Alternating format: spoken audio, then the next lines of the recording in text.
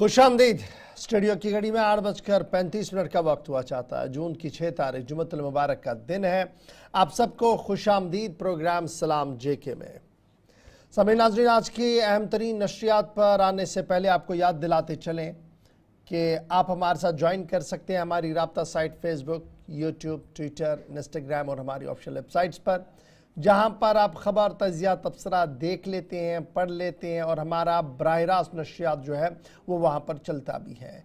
ये सिर्फ one line communication नहीं है, बल्कि यहाँ पर 2 वे कम्युनिकेशन है। आप इनबॉक्स में आएंगे जी इन तमाम राब्ता साइट्स पर और अपना फीडबैक हम तक पहुँचाएँगे। और जब ये फीडबैक आप हम तक पहुँचाएँगे ना, तो सिर्फ हालात वाक़ात के हवाले से मैं आप रूबरू करवाएंगे कि आपके आस पास किस तरीके के हालात बन रहे हैं। ईद उल अज़हा की आमद है तो क्या कुछ आपके सामने दिख रहा है, वज़ीर-ए-आज़म साहब की आमद पर क्या कुछ तवक्कात आपके हैं, सारी चीज़ें आप डिटेल में तहरीर करके हम तक पहुंचाइएगा। तो ये आपका राब्ता हमारे साथ ज्वाइन करने का शुरू हो गया जी अभी से, जो फ़िलहाल 10 बजे तक जारी रहेगा। इसके बाद जब खबरों का सफ़र हम आपके सामने खोलेंगे तो हिस्ट्री ऑफ द डे से होगा आगाज़, और उसके बाद आपको बताएंगे कि सऊदी अरब में खुतबे हज अदा किया गया। खुतबे हज की चंद अहम बातें आपके साथ शेयर करेंगे। आगे बढ़ेंगे तो आपको बताएंगे कि अमेरिका के बाद रूस का बयान, और यह बयान भारत पाकिस्तान कशीदगी के बीच इंतहाई अहम बयान है। इस बयान के माना क्या है, मकसद क्या है, वो भी बताएंगे। नोटियरमैन यानी नोटम जारी कर दिया गया है। नोटम जब जारी होता है तो तमाम परवाजें रोक दी जाती हैं। अब यह नोटम कहाँ पर जारी हुआ, इस हवाले से भी आपको गुफ्तगू कराएंगे। आज तवारीख का अहम तरीन दिन है। हिस्ट्री का एक और बाप आज लिखा जा रहा है, क्योंकि 127 साला ख्वाब आज शर्मंदे ताबीर हो रहा है। उस पर भी हम डिटेल के साथ आपके साथ गुफ्तगू करेंगे। फिर आपको आगे बताएंगे कि हमारा सब सोना क्यों खतरे में पड़ा हुआ है और एदाद शुमार क्या कुछ कह रहे हैं और ज़मीनी सूरत हाल किस तरीके की है। न सिर्फ इतना ही बल्कि मज़ीद कुछ खबरें और दिलचस्प मालूमात आपके साथ हम शेयर करेंगे। आखिरी 10 मिनट आपके साथ हम बिताएंगे। चंद फ़ोन कॉलर्स को आज ज़रूर कोशिश करेंगे कि शामिल प्रोग्राम कर पाएँ। फिलहाल प्रोग्राम का तय फॉर्मेट है, तो सबसे पहले जैसे पिटारे में हमने आपको बता ही दिया कि हिस्ट्री ऑफ द डे, और उसके बाद खबरों का होगा आगाज़। और हिस्ट्री ऑफ द डे आपके सामने रखेंगे मेरे साथी आसिफ रशीद। खुशामदीद, गुड मॉर्निंग, इस्तकबाल आप सबका। मैं आसिफ रशीद। आज आप सब जानते हैं एक अहम तरीन जम्मू कश्मीर के एतबार से है, तो हिस्ट्री ऑफ द डे में आज बड़ी इंपॉर्टेंट मालूमात आपके सामने रखनी है और ये भी बताना है कि जून की 6 तारीख में माजी में कौन से वाक़यात हुए हैं और आज क्या होने जा रहा है। साथ साथ दीगर मौज़ूआत, ये जो खबरें, तज्ज़िया और तबसरा इस प्रोग्राम का हिस्सा रहता है, हमारी तरजीह है। उस पर चलने से पहले आज फॉर्मेट के मुताबिक ज़रा चीज़ों को समझ लेते हैं कि असल में हुआ क्या है और आज का दिन इम्पोर्टेंट क्यों है। 2025 6 जून कश्मीर के लिए पहली ट्रेन आज कटरा से रवाना होगी और कुछ घंटों का इंतज़ार बचा है। वज़ीर-ए-आज़म मौजूद होंगे, वज़ीर आला मौजूद होंगे, मरकज़ी वज़ीर रेल मौजूद होंगे और दीगर शख्सियात। आगे चलकर तफसीलात। तो 6 जून इस पर्सपेक्टिव से बड़ा इंपॉर्टेंट है। आज ही के दिन दुनिया के सबसे बुलंद रेल ब्रिज और केबल कार ब्रिज का भी इफ्तिताह होगा, और ये दोनों, एक अंजीखट ब्रिज जो रियासी के अंदर है और दूसरा दरियाए चिनाब के ऊपर 1300 से ज़्यादा मीटर की बुलंदी पर वाक़ जो आईफिल टावर से भी ऊंचा ब्रिज है, उसका भी इफ्तिताह होना है। तो 6 जून उस हिसाब से भी इम्पोर्टेंट। 1744 में फ्रांस और ईरान ने आज ही के दिन पीस एग्रीमेंट पर दस्तखत किए थे, अमन मुआहिदा हुआ था। 2013 में मियां मोहम्मद शहबाज शरीफ तीसरी बार पंजाब के वज़ीर आला पाकिस्तान के अंदर मुंतखब हुए। मौजूदा वक्त में वो प्राइम मिनिस्टर हैं। साल 1967 इजरायली फ़ौज ने गज़ा पर आज के दिन कब्ज़ा किया और ये वही पोजीशन थी जिसको बहाल करने का मुतालबा बार बार अक़वाम मुत्तहिदा की फोरम्स पर भी होता है और यूँ भी इंटरनेशनली इस मामले पर जब जब डिस्कशन हुआ है। आज के दिन असल में गज़ा के ऊपर कब्ज़ा हुआ था इजरायली अफवाज का। 1665 में मोंटे कार्लो की लड़ाई के अंदर, जहां इंग्लैंड और पुर्तगाल की टीम जो फ़ौजें थी वो आमने सामने आई और इंग्लैंड और पुर्तगाल की फ़ौज ने स्पेन को मिलकर यहां शिकस्त दी 1665 में। 1831 में अमेरिका के फिलाडेल्फिया के अंदर दूसरी कौमी सियाह फार्म का कॉन्फ्रेंस का एहतमाम किया गया। 1916 में अमेरिका के मशरकी क्लीवलैंड के अंदर ख़वातीन को वोट डालने का हक आज के दिन हासिल हुआ।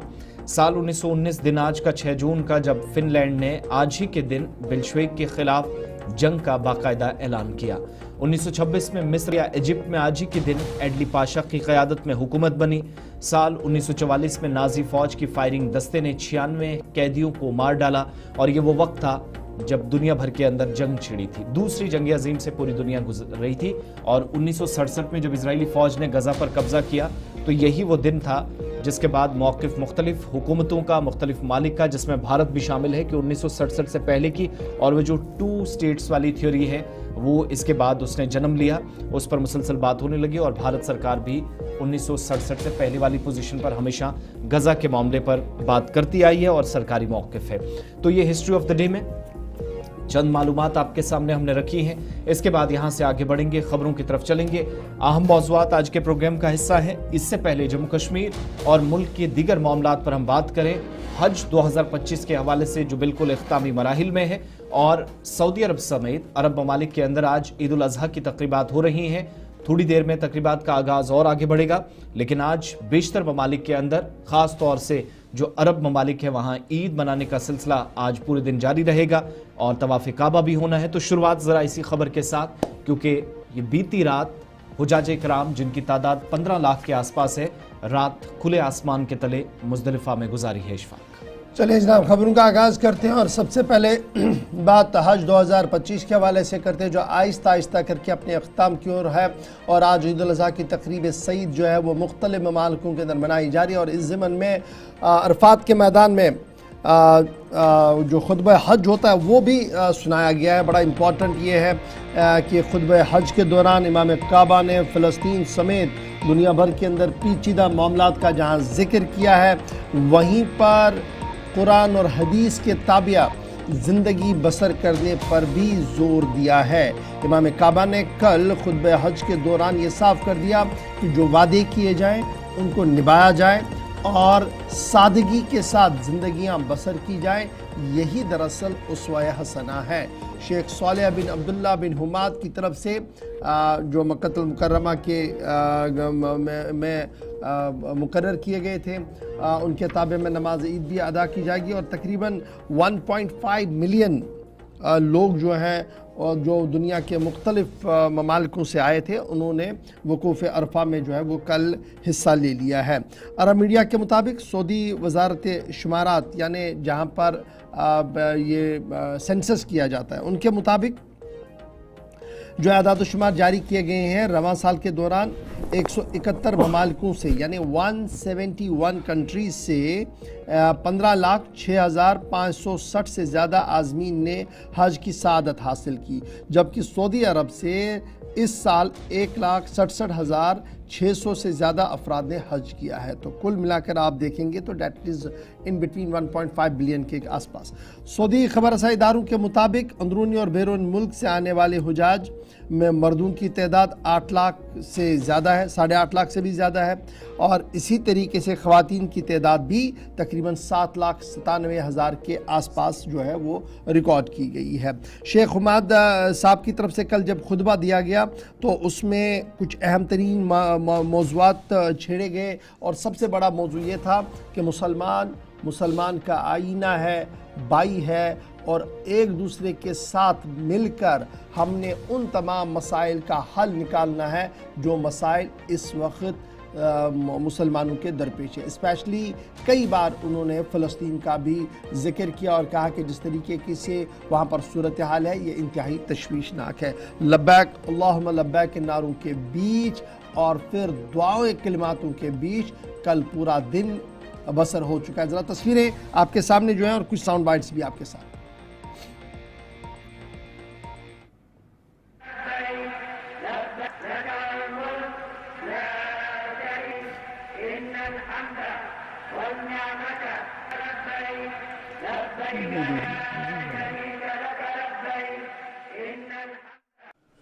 فأوصيكم أيها الناس، أوصيكم حجاج بيت الله ونفسي بتقوى الله، فاتقوا الله رحمكم الله.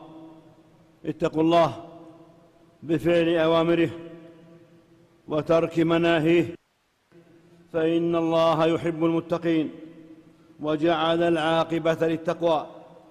التقوى عباد الله سبب خيري الدنيا والآخرة.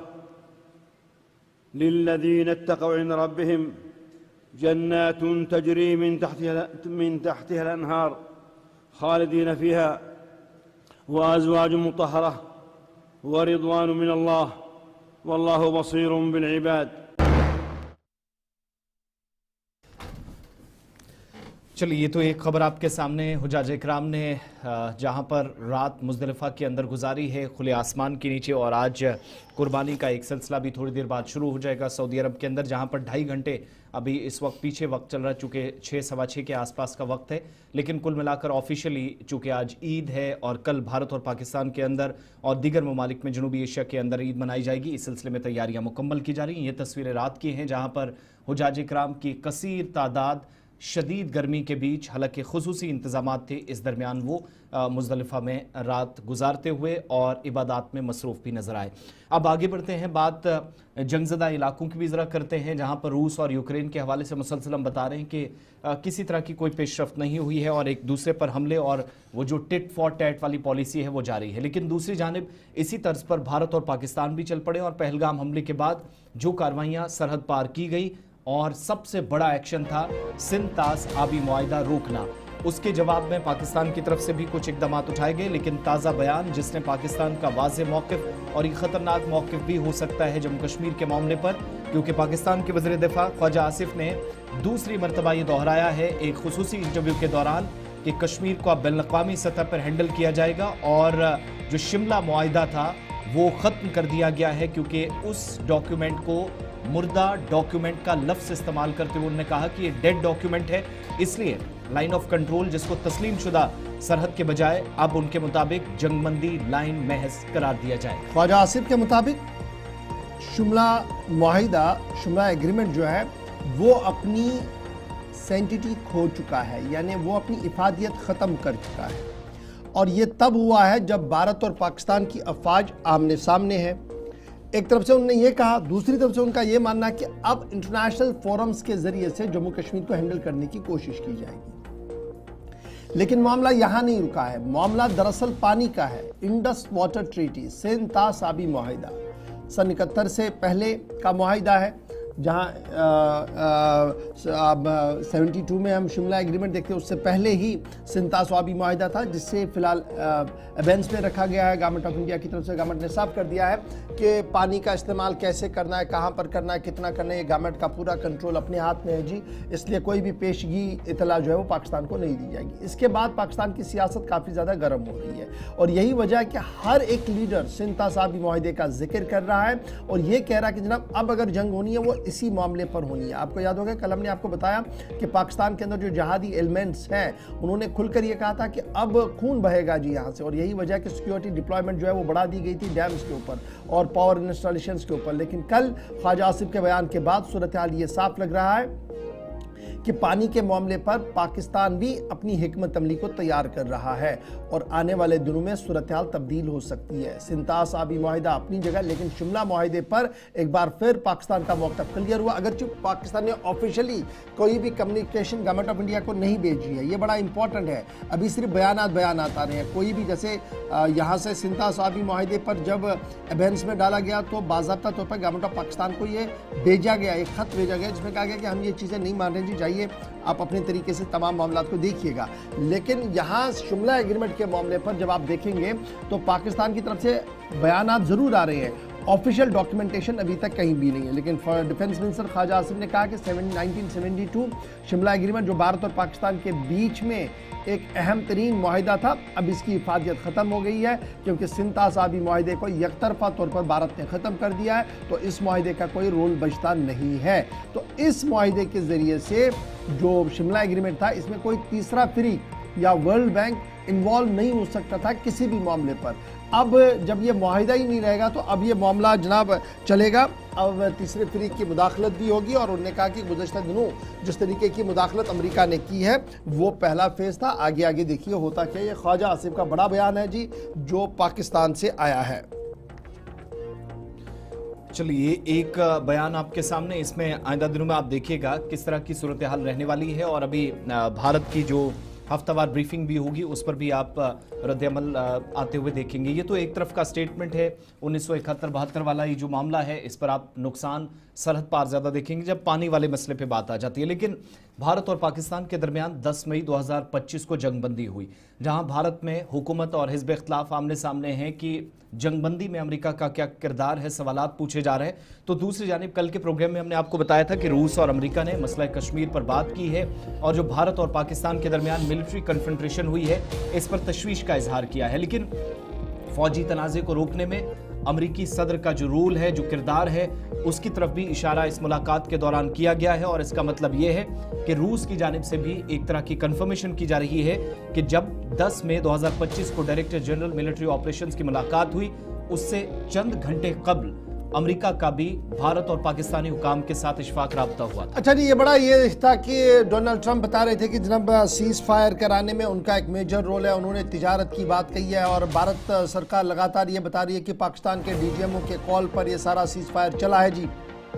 लेकिन इस बीच सियासत तब गर्म हुई है जब रूस का ऑफिशियल स्टैंड आया। कल तो हमने कहा था सिर्फ टेलीफोनिक बातचीत हुई थी, अगर वो ट्रांसक्रिप्शन बाहर नहीं आता, अगर वो बातचीत बाहर नहीं आता तो कोई ऑफिशियल डॉक्यूमेंट बाहर नहीं आता। लेकिन कल रूस की तरफ से एक ऑफिशियल ब्रीफिंग दी गई है और उस ऑफिशियल ब्रीफिंग के दौरान ये बात साफ कर दी गई है कि भारत पाकिस्तान के बीच जारी तसादुम आराई को ख़त्म करने में अमेरिका ने एक पहल की है और अमेरिका की तरफ से ही एक मस्बत अप्रोच अडॉप्ट किया गया, जिसके बाद 2 न्यूक्लियर ताकतें जंग में जाने से रुकी हैं। ये बताया जी रूस ने। और रूस के जो अस्करी ज़राया है या ऑफिशियल स्पोक्स पर्सन है, उनकी तरफ से कल जो है ये प्रेस कॉन्फ्रेंस कर दी गई। और इस तरीके से डोनाल्ड ट्रंप को दुनिया में कोई माने न माने, लेकिन रूस ने हिमायत का ऐलान कर दिया कि जनाब आपके कहने पर ही ये सारा कुछ हो गया। न पाकिस्तान की तरफ से भी लबकुशाई इस पर हुई है और भारत ने क्लियर कट इसमें साफ कर दिया कि जनाब डीजीएमओ की लेवल पर ही ये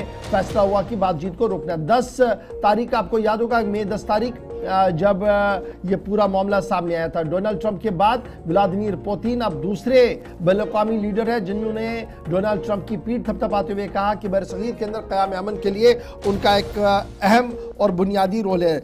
रंजीव अच्छा जी, जो फॉरेन अफेयर्स मिनिस्टर के जो स्पोक्स पर्सन है, तर्जमान आला जो हमारे मुल्क के हैं, उनका मानना था कि 10 मई 2025 को डीजीएमओ ने दोनों तरफ से बातचीत की है और उसके बाद ये फैसला हुआ कि फिलहाल जो है वो सीज फायर होना चाहिए। और फिर डॉक्टर जयशंकर और दीगर लीडरों की तरफ से भी बयान आए हैं, लेकिन डोनाल्ड ट्रंप मुसलसल ये दावा करते रहे कि उनके कहने पर, उनके तिजारत के मामले पर ही ये सब कुछ हुआ। और कल पुतिन साहब भी उनकी हिमायत में खड़े होते हुए नजर आ रहे हैं। ये तो थी बात जनाब रूस की, जो बयान आया, रूस से बयान आया और मुल्क के अंदर सियासत ना हो, ये सवाल ही पैदा नहीं होता। और यही वजह है कि कांग्रेस ने एक बार फिर लंगर लंगूट कस लिया है और मोदी हुकूमत पर सवालिया निशान ताक दिया है। और सीधी बात कल कांग्रेस की तरफ से पूछी गई है और कांग्रेस ने वजीर आजम से सीधे सवाल करते हुए पूछा कि ट्रंप के करीबी दस्तराज की तरफ से कल जिस तरीके से प्रेस कॉन्फ्रेंस करते हुए डोनाल्ड ट्रंप की पजीराई की गई और डोनाल्ड ट्रंप के दिए गए बयान की हिमायत की है, क्या वजीर आजम साहब इस बात की वजाहत करेंगे कि अमरीकी मुदाखलत के बाद सीज फायर हुआ या पाकिस्तान के कहने पर सीज फायर हुआ है? ये कांग्रेस के general secretary in-charge communication Jairam Ramesh की तरफ से कल प्रेस कॉन्फ्रेंस, कल बयान जारी कर दिया गया है और उसमें यह साफ कर दिया गया कि ऑपरेशन सिंदूर, जिस पर पूरा मुल्क वजीर आजम के साथ खड़ा था, लेकिन अब जिस तरीके के सवालात उठ रहे हैं उसके बाद ये सोचने पर मजबूर हो रहा है कि मुल्क की क़यादत के साथ एक बात और आलमी क़यादत के साथ जब दूसरी बात हो तो सूरत हाल तशवीशनाक है। सवाल पूछा है कांग्रेस ने वज़ीर आज़म साहब से और उम्मीद लगाई जा रही है कि आज वज़ीर आज़म जब जम्मू कश्मीर के दौरे पर आएंगे तो ये जो कल से काफ़ी हंगामा चल रहा है इसकी ओर वज़ीर आज़म साहब की खुसूसी तवज्जो होगी और ज़रूर आज इन सवालों का जवाब भी दिया जाएगा। तो पुतिन साहब का बयान आया और दिल्ली में जयराम रमेश ने उस बयान को टेकअप किया और कहा कि वज़ीर आज़म आज खुद ये बताएं कि इसीलिए तो हम चाह रहे थे कि स्पेशल सेशन हो, मॉनसून एक ऑपरेशन सिंदूर के पस मंजर और पेश मंजर में ये सारी चीज़ें चले, लेकिन उसको भी नज़रअंदाज किया गया। और अब रूस ने भी अपनी बात जब सामने रखी है तो अब वज़ीर आज़म खुलकर ये बताए कि अमरीकी रोल कहाँ पर है। याद रखिएगा, वज़ीर दिफा, वज़ीर ख़ारजा, वज़ीर-ए-आज़म का दफ्तर और मुख्तलिफ वज़रा की तरफ से लगातार ये साफ कर दिया गया कि DGMO लेवल की मीटिंग जो पाकिस्तान के कहने पर हुई, उसके बाद सीज फायर हुआ है, लेकिन उसके फौरन बाद डोनाल्ड ट्रंप ने 3 मरतबा ये बात बताई कि उनके कहने पर हुआ, और रूस ने इस बात की तस्दीक दोबारा कर दी। और यही वजह है कि सियासत काफ़ी ज़्यादा मुल्क के अंदर गर्म है और कांग्रेस ने सीधे सीधे से सवाल पूछ लिया है। ये तो थी बात जनाब सियासत की और रियासत के अंदर मामलात की, लेकिन ज़रा फ़िज़ाई हदूद की भी बात करते हैं, और फ़िज़ाई हदूद की बात करना बड़ा इंपॉर्टेंट है। नोटम, नोटिस टू एयरमैन, ये आपको याद होगा जब पाक भारत जंग हुई थी, दोनों अफवाज आमने सामने थे, तो नोटम कई एयरपोर्ट्स पर लगाया गया था, लेकिन इतलात और खबरों के मुताबिक एक और बार नोटम जारी कर दिया गया है। भारत पाकिस्तान बॉर्डर और अब की बार गुजरात नहीं बल्कि राजस्थान बॉर्डर पर यह नोटम जारी कर दिया गया है। 7 जून और 8 जून को नोटम का इनफाज रहेगा, यानी नोट टू एयरमैन पूरी तरह से रहेगा, और इस दौरान बड़े पैमाने पर वॉर ड्रिल चलाई जाएगी, बड़े पैमाने पर एयर एक्सरसाइज की जाएंगी।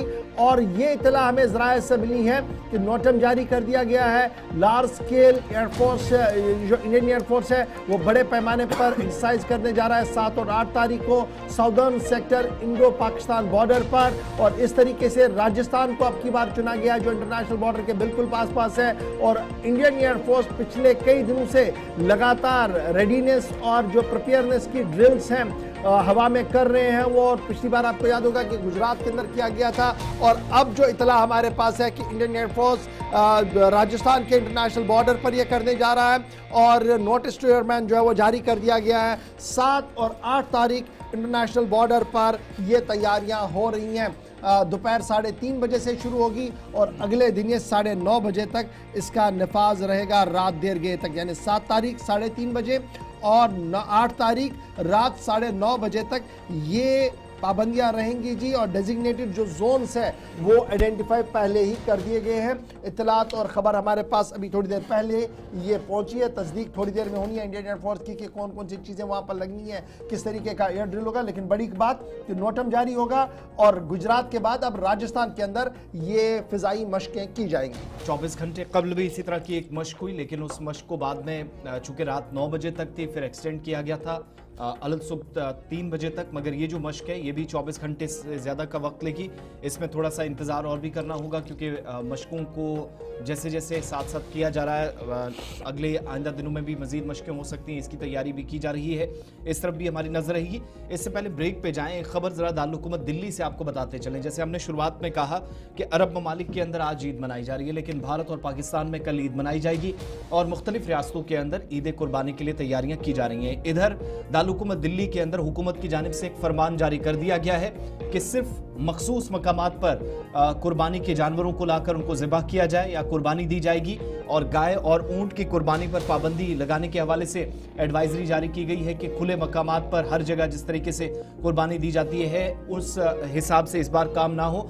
अगर कोई गैर कानूनी तरीके से काम करता हुआ पाया गया तो उसके खिलाफ पुलिस को सख्त हिदायत दे दी गई है कि वो कार्रवाई फौरी तौर से करे। और फिर बहुत सारे लोग क्या करते हैं कि बेशतर मकामात पर जो मखसूस मकामात थे उनसे हटकर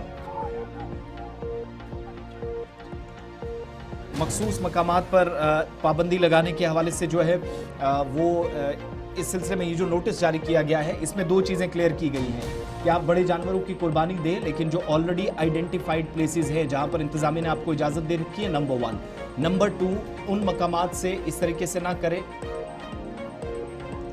उन मकामात पर कुर्बानी ना दी जाए जहां पर इंतजामिया ने ऑलरेडी पाबंदी लगा रखी है।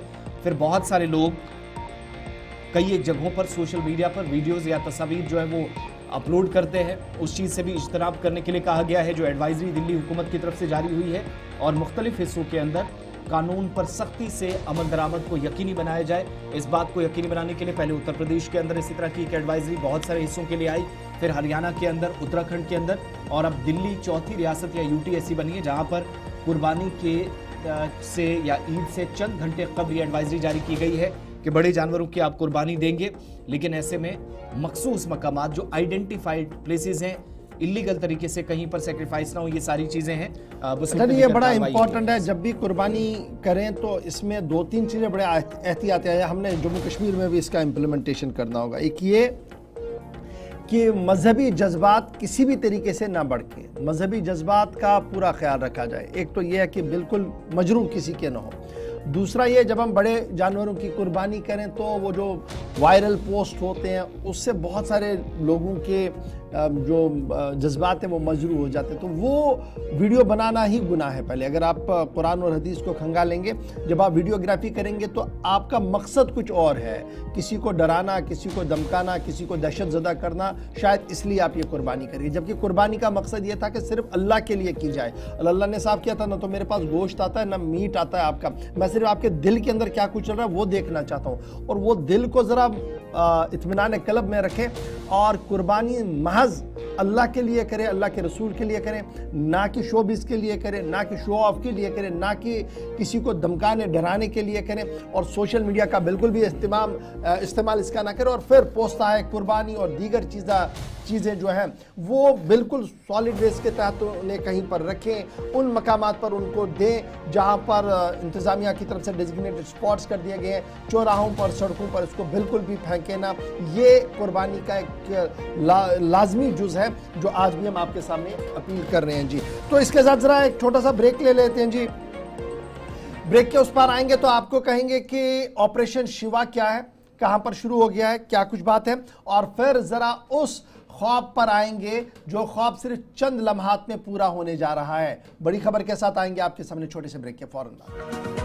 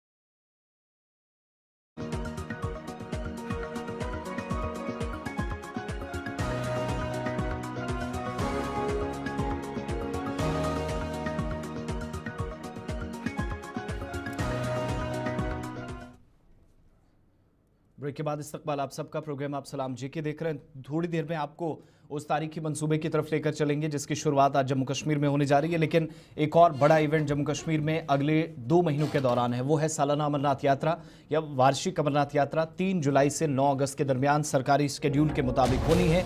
लेकिन जम्मू कश्मीर इंतजामिया ने, सिक्योरिटी एजेंसीज ने, इदारों ने, जिम्मेदारान ने इस सिलसिले में और इंक्लूडिंग श्राइन बोर्ड, तमाम स्टेक होल्डर्स इसमें यात्रा को अहसन तरीके से इनकाद इसका हो, इस बात को यकीनी बनाने की कोशिशें कर रहे हैं। और अमरनाथ यात्रा की तैयारियों के बीच जम्मू कश्मीर के अंदर अब बाज़ाब्ता तौर पर ऑपरेशन शिवा का आगाज़ कर दिया गया है। और बुनियादी मकसद इसका यह है कि यात्रा महफूज तरीके से हो, यात्रा में हिफाजती इकदाम को यकीनी बनाया जाए।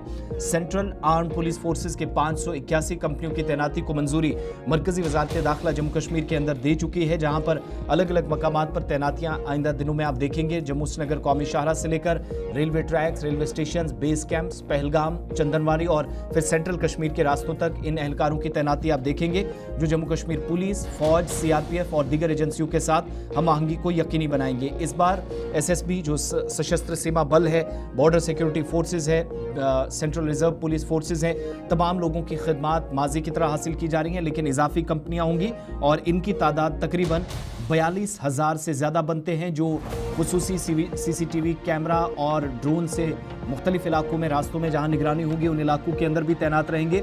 और इतलात के मुताबिक किसी भी तरीके से खतरात से निपटने के लिए बाज़ाब्ता तौर पर अलग अलग जगहों पर एक तो रिमोट से इस्तेमाल होने वाले या रिमोट कंट्रोल जो ड्रोन्स होंगे, जदीद टेक्नोलॉजी का सहारा यात्रा के सिक्योरिटी के पर्सपेक्टिव से इंपॉर्टेंट है, वो फैसला लिया गया है।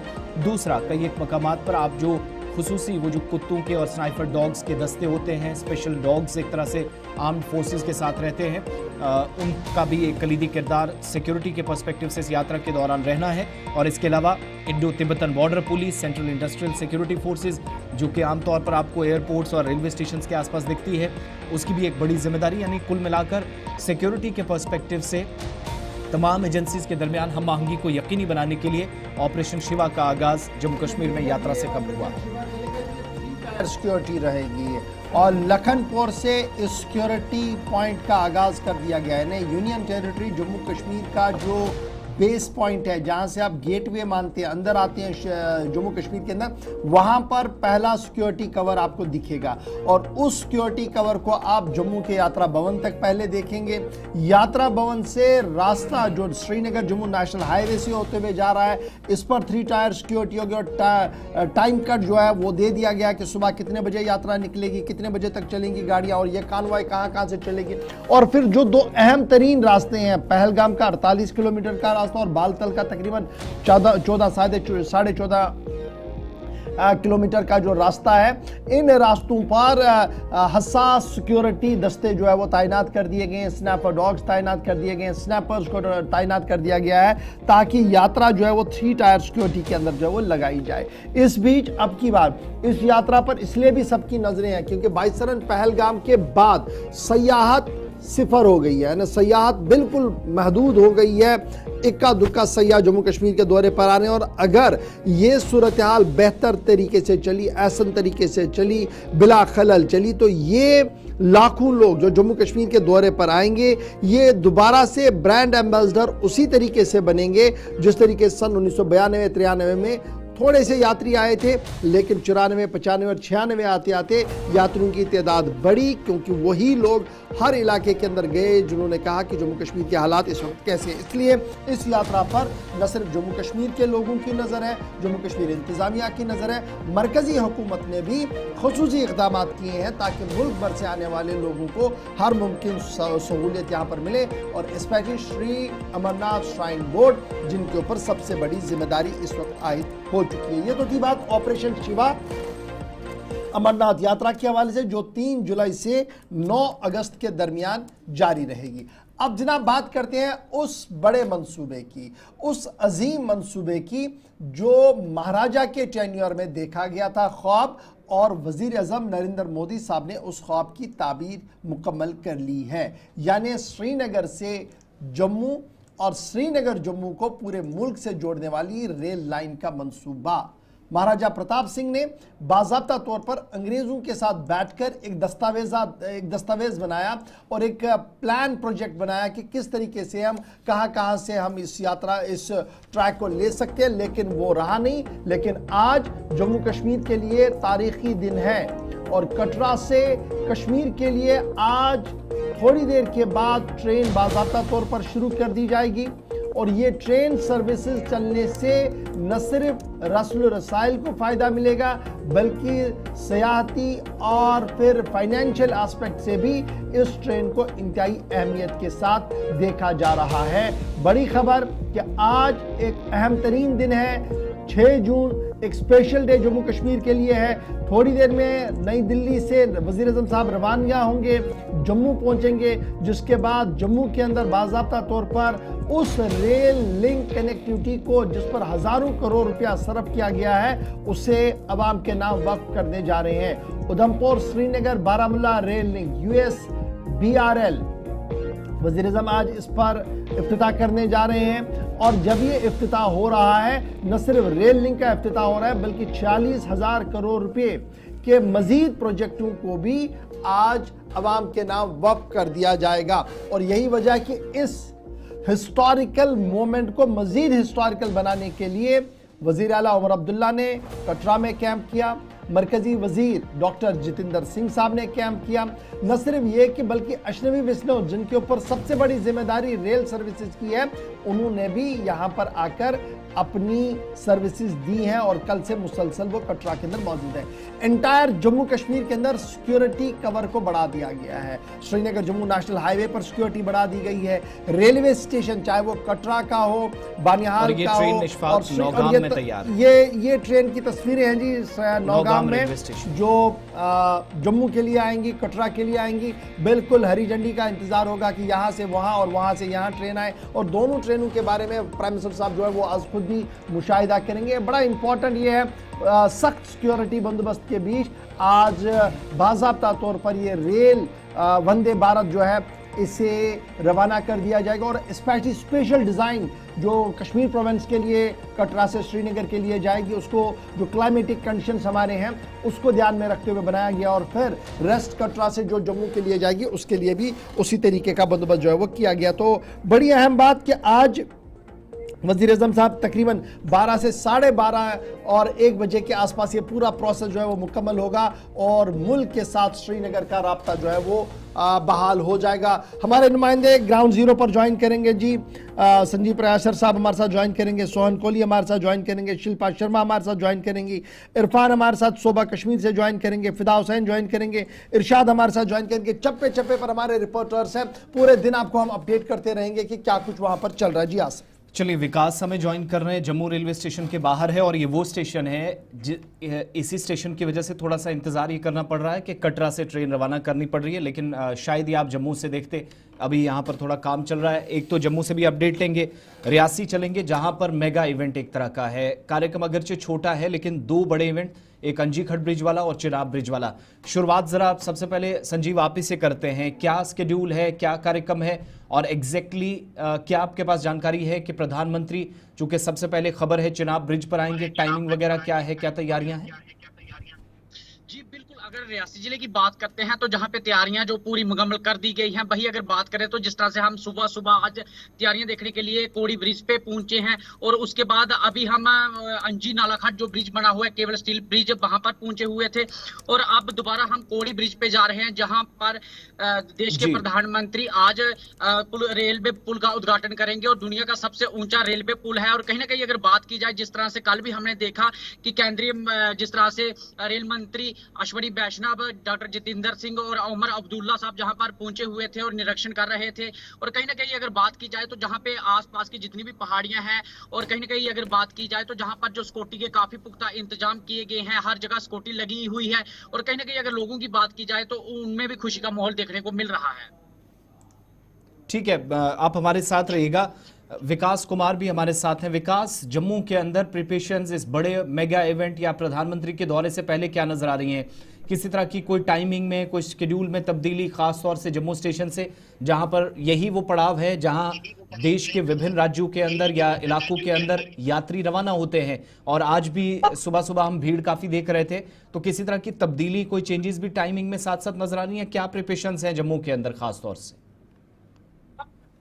जी, पहले तो आपको बता दें कि जैसे कि आज एक बड़ा ऐतिहासिक दिन जो कि रहने वाला है हमारे पूरे रेलवे, अगर बात करें तो उसके लिए और पूरे समस्त देशवासियों के लिए, जो कि एक बड़ा दिन जो है जहां पर एक स्वप्न जो है देखा जा रहा था, जहां पे इस रेलवे कनेक्टिविटी को जोड़ा जाएगा, उसी के चलते जम्मू अगर रेलवे डिवीजन की बात करें तो कि यहाँ पे जो है काम के चलते जो है इसको थोड़ा सा डिले किया गया था। अब सितंबर में जाकर कहीं ना कहीं जहां से जम्मू से भी यहाँ पे जो कि डायरेक्ट ट्रेन जो कि कश्मीर जा सकती है, जिस तरीके से बताया गया है, और सुबह से ही हम यहाँ पे अगर जम्मू रेलवे स्टेशन की बात करें, जम्मू तवी रेलवे स्टेशन, यहाँ पे पुख्ता इंतजाम प्रधानमंत्री जी के आने का जो कि बात कर रहे हैं, जहाँ पे दौरा उनका जो है आज रहने वाला है, विजिट रहने वाली, उसके चलते यहाँ पे सुरक्षा का पुख्ता इंतजाम यहाँ पे किया गया है। अच्छा, ये बताइए विकास, बड़ा इंपॉर्टेंट ये है कि सिक्योरिटी कवर बहुत ज्यादा है पूरे एंटायर जम्मू कश्मीर के अंदर, चूंकि वीवीआईपी मोमेंट है, लेकिन ये बताइएगा हमें, बड़ा इंपॉर्टेंट ये है, जब वीवीआईपी मोमेंट होती है तो बड़ी चीजें जनाब रोकनी पड़ती हैं, तो जिस देर तक वजीर आज़म साहब इस ट्रैक पर मौजूद रहेंगे, क्या उस दौरान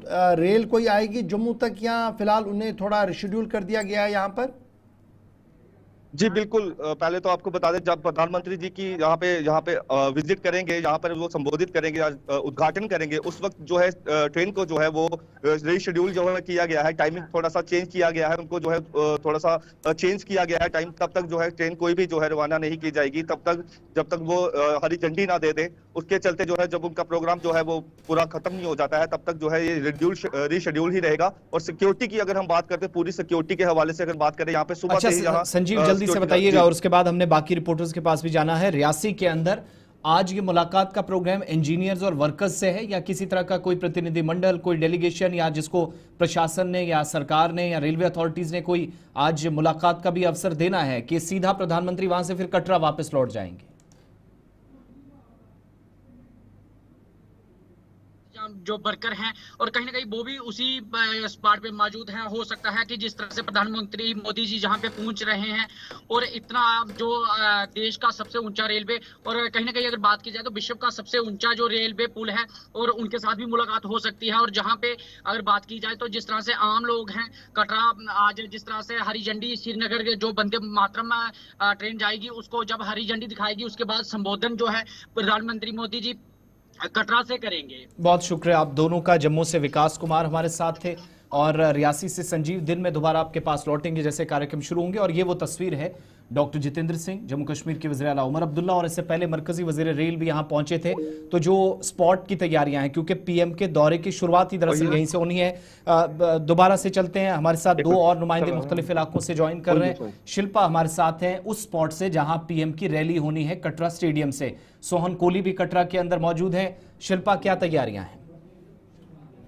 जी बिल्कुल, देखिए इस समय हम कटरा में मौजूद हैं, और सुरक्षा व्यवस्था की सबसे पहले बात करें तो आप देखेंगे यहाँ पर सुरक्षा व्यवस्था जो है वो पुख्ती की गई है। कटरा स्टेडियम यानी कि कटरा स्टेडियम से पहले मैं आपको बता दूं कि यहाँ पर जो है वो जगह जगह पर सिक्योरिटी को तैनात किया गया है, ताकि पूरी तरीके से जो भी व्यक्ति अंदर गुजर रहा है उसकी पूरी तरीके से जांच करके ही जो है वो उन्हें अंदर प्रवेश करने की इजाजत जो है वो दी जा रही है। पूरी तरीके से पुख्ता इंतजाम किए गए हैं, जहां पर आप देखें यहाँ पर बैनर भी जो है वो लगाए गए हैं, एक तरफ महिलाओं के लिए और एक तरफ पुरुष के लिए यहाँ पर जो है वो चेकिंग जो है वो की जा रही है। इसके अलावा अगर बात करें तो कुछ ही दूरी पर जो है वो स्टेडियम है, और वहां पर पब्लिक रैली यानी कि प्रधानमंत्री नरेंद्र मोदी जो कि आम जनता को संबोधित करेंगे। लेकिन इससे पहले जब 11 बजे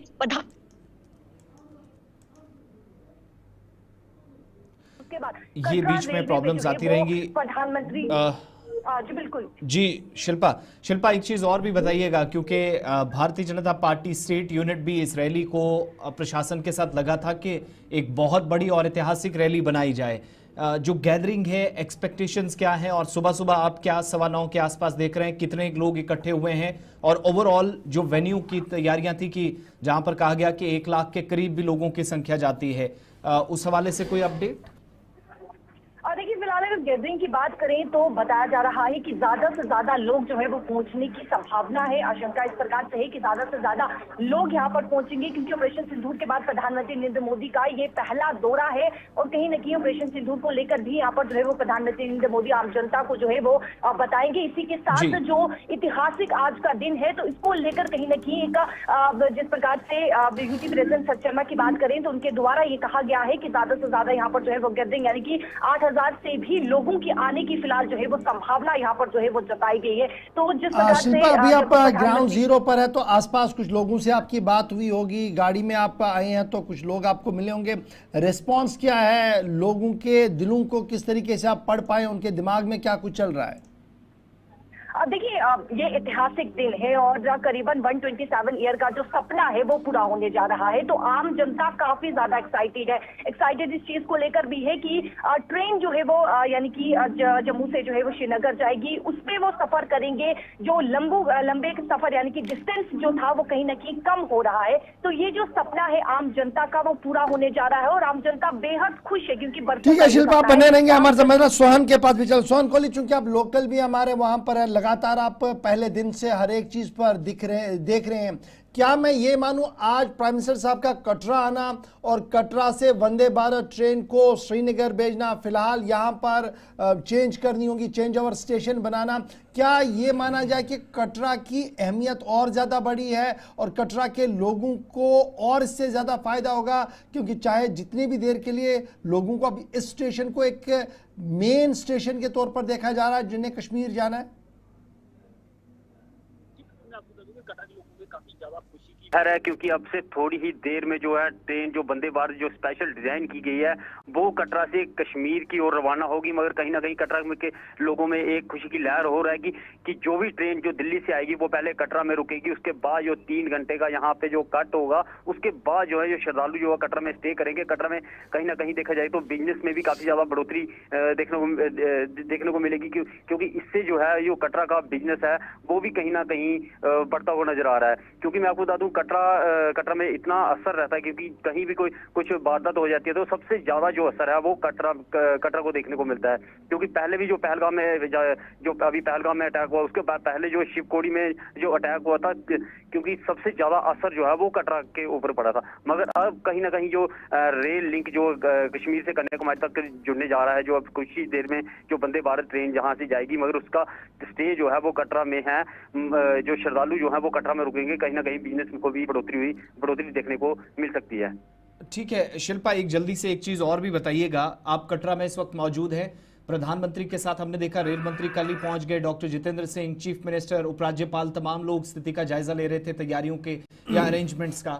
और कौन सी डिग्नेटरीज हैं जो आज मंच पर प्रधानमंत्री के साथ नजर आएंगे जब शिलान्यास या उद्घाटन किया जाएगा 46,000 के मेगा प्रोजेक्ट्स का?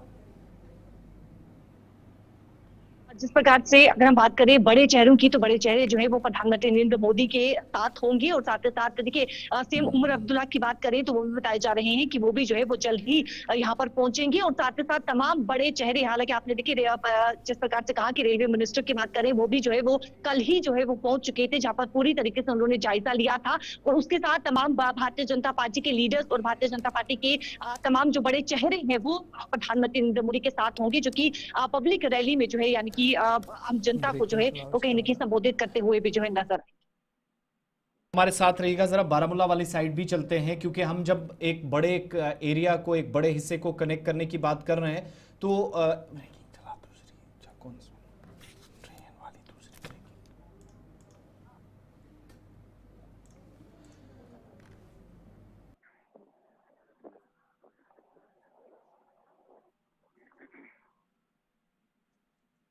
बात हो रही है, तो एक और खबर आपके सामने ट्रेन से जुड़ी रखते हैं और उसके बाद सीधा अपने नुमाइंदों के पास वापस चलेंगे। कश्मीर से भी आपको बराह रास्त वहां की सूरत हाल से वाकिफ कराएंगे।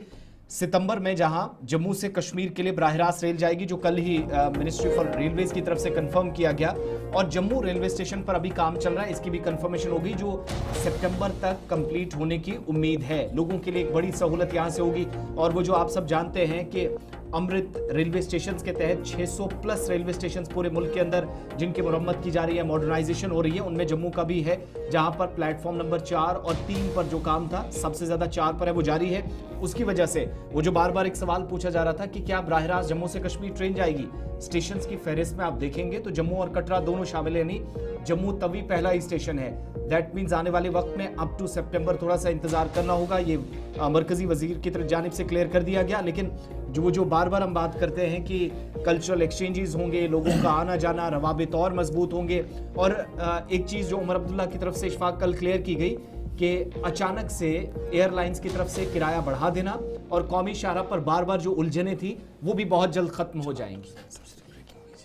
पीछे चलिए जी, ये तो बड़ी इंपॉर्टेंट बात है कि सितंबर से बराह रास्त ट्रेन सर्विस जो है वो जम्मू श्रीनगर के बीच में चलेगी और ये जो हॉल्ट वाला बीच में सवाल चल रहा था वो भी ख़त्म होगा। लेकिन ये बात सही है कि हमारे पास राब्ता या तो बाय रोड का था और जब हालात ख़राब होते थे, मौसमी हालात बिगड़ जाते तो एयरलाइंस को एक मौका मिलता था, वो टेक ऑफ खुद कर लेते थे और बिना किसी से पूछे भी। कई बार इस तरीके का माहौल था। और फिर हमारी सबसे बड़ी फ्रूट इंडस्ट्री जो है, हॉर्टिकल्चर सेक्टर, वो बुरी तरह से मुतासर होता। अब इसका फ़ायदा, इफेक्ट और इम्पैक्ट जो है वो वहाँ पर भी जो है वो देखने को मिलेगा। लेट अस होप सो कि सितंबर तक थोड़ा सा और इंतजार करना होगा। लेकिन आज एक तवारीखी दिन का आगाज जो है वो हो चुका है। अपने नुमाइंदों के पास चलेंगे जी। इरफान फाजिल हमारे साथ ज्वाइन करेंगे, इरशाद हमारे साथ बारामूला से ज्वाइन करेंगे, फिदा हुसैन के पास भी चलेंगे ताकि ग्राउंड जीरो से आपको पल पल का अपडेट दिखाएं कि क्या कुछ इस वक्त चल रहा है। थोड़ा सा और इंतजार और उसके बाद ये प्रोजेक्ट जो है, हसास और अहम तरीन प्रोजेक्ट जो है, इसे अवाम के नाम वक्फ कर दिया जाएगा। ब्रेकिंग ले लो नेक्स्ट भी फिर।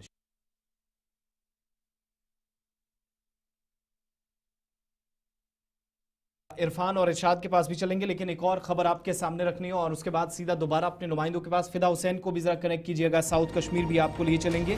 और इस वक्त बड़ी बात यह है कि कल से कमर्शियल ऑपरेशन शुरू हो जाएंगे। यानी पहली ट्रेन जब आज कटरा से कश्मीर के लिए रवाना हो रही है, हम जो कल आपके इसी प्रोग्राम में आपको बताया था कि थोड़ा सा इंतजार आपको करना होगा जो पैसेंजर ट्रेन जाएंगी। लेकिन जो तिजारती अंजुमने हैं उनका भी मुतालबा हुकूमत के सामने था, कम से कम कमर्शियल ऑपरेशन से ही सही मगर उनको राहत मिलेगी। और किराया जो बाज़ाब्ता तौर पर होगा कहाँ से कहाँ, वो भी एक तरह से तय कर दिया गया और टाइमिंग या जो स्केड्यूल है वो ऑलरेडी सामने आ गया है।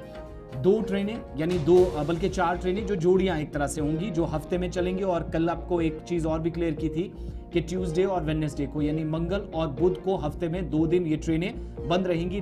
हो सकता है बाद में जब मेल एक्सप्रेस या झेलम एक्सप्रेस के हवाले से कोई फैसला हो तो तब शेड्यूल में थोड़ी सी तब्दीली हो। लेकिन जो ट्रेन कटरा से सुबह 8:10 पर रवाना होगी, ये वंदे भारत ट्रेन तकरीबन 3 घंटे का वक्त लेगी। 11:08 या 10 के आसपास ये श्रीनगर पहुंच जाएगी। श्रीनगर से जो ट्रेन 2 बजे के आसपास वापस लौटेगी, यानी दिन में उसको 2 चक्कर लगाने हैं, तो 2 बजे से वहां निकलने वाली ट्रेन ठीक 4:58 या 5 बजे के करीब वापस कटरा पहुंच जाएगी। ये जो वंदे भारत 2 जोड़ियां 2 पेयर जो चलने, कुल मिलाकर 4। इसके अलावा श्रीनगर से जो ट्रेन 2 बजे होगी वो 3 यानी वो 5 बजे तक पहुंचेगी। दैट मीन्स तकरीबन ये 3 घंटे का वक्त ये भी लेगी। दूसरी ट्रेन जो जम्मू से 2:55 पर कटरा से रवाना होगी और श्रीनगर पहुंचेगी 5:53 पर यानी ठीक 6 बजे के आसपास। और श्रीनगर से जब वो अगली सुबह वापस लौटेगी 8 बजे उसको वहां से रवाना किया जाएगा। वेडनेसडे का दिन, ट्यूसडे का दिन, जिस दिन 2 दिन छुट्टी रहेगी, वंदे भारत 2 दिन नहीं चलेंगी। लेकिन हो सकता है कि जब बाकी ट्रेनें जिसमें मेल एक्सप्रेस वगैरह हो तब उनको चलने की इजाज़त हो, वो स्केड्यूल अभी आना बाकी है। बनिहाल एक स्टॉप है, हो सकता है कि आने वाले दिनों में मजीद 1-2 स्टेशन कायम कीजिए। लेकिन फिलहाल कुल मिलाकर 4 स्टेशन जम्मू तवी, कटरा, आपके सामने श्रीनगर है और बनिहाल है। और पहले से आप देखते हैं उधमपुर का तुषार मेहता, जो शहीद तुषार मेहता रेलवे स्टेशन। जिन लोगों ने जनाब इसमें ट्रैवल किया है वंदे भारत में, तो 2 तरह की चेयर्स रहती हैं। एक तो सीसी होती है और ईसी होती है, एग्जीक्यूटिव क्लास की एक चेयर रहती है और चेयर कार वाली दूसरी रहती है। तो इन दोनों के भी रेट जो है वो फाइनल कर दिए गए हैं। 715 रुपया आपका सीसी का है और ईसी के लिए 1320 रुपया जो है वो आपका मुकर्रर कर दिया गया है और कमर्शियल ऑपरेशन जो है वो कल से शुरू कर दिए जाएंगे। ये बड़ी अच्छी बात है कि आज इनॉग्रेशन है और कल से आप कमर्शियल ऑपरेशंस भी देखेंगे और इस ज़िमन में तमाम तैयारियां जो है वो कर ली गई हैं। बुकिंग जो आप कर सकते हैं वो IRCTC यानी जो इंडियन रेलवे का ऑफिशियल पोर्टल है उस पर आप बाज़ाब्ता तौर पर इनॉग्रेशन के फ़ौरन बाद अपनी बुकिंग करवा सकते हैं। ये बात भी सामने है। इरशाद हमारे साथ है और सईद इरफान फाजिल हमारे साथ है। सूबा कश्मीर की भी बात करते हैं। सबसे पहले इरफान फाजिल, आपके बैक एंड पर वो ट्रेन जिसका इंतज़ार सबको है, वो बुलेट वो जनाब ट्रेन है जिसको लेकर 127 सालों से ख्वाब देखा गया था महाराजा प्रताप सिंह ने, जिसको ज़मीन पर उतारने की कोशिश की। हालात वाक़ात मामलात बदलते रहे, फाइनली नरेंद्र मोदी साहब की हुकूमत में इस बात को पाए तकमील तक पहुंचाया गया और आज इनॉग्रेट होने जा रहा है। आप जिस स्टेशन पर है ये इम्पोर्टेंट स्टेशन है श्रीनगर का, क्या कुछ सूरत हाल है, किस तरीके का माहौल है और क्या लोगों से जो बातचीत अगर आपकी हो पाएगी तो बताइएगा किस तरीके का माहौल अभी वहाँ पर?